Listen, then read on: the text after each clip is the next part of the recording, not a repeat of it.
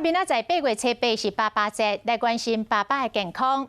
国健署的统计讲，这个45岁是男性代谢症候群的界线。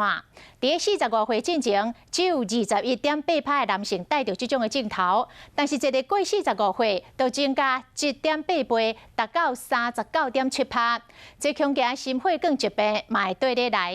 要按照才算是有带着这个代谢症候群的。第一，这个腰身若超过35寸；第二，空白的血糖超过100；第三，血压超过130；第四，高密度的蛋白偏低；第五，这个三酸甘油酯偏悬。这5项内底若有3项无及格，安尼就是带着代谢症候群咯。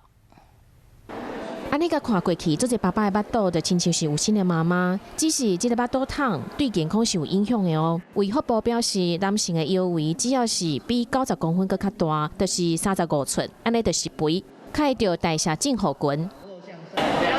100左右啦，应该40左右了吧。根据国健署对102年到106年的统计，45岁进前，查甫人得着代谢症候群的比率只有21.8%，45岁了后就到39.7%，增加要2倍，对健康无好。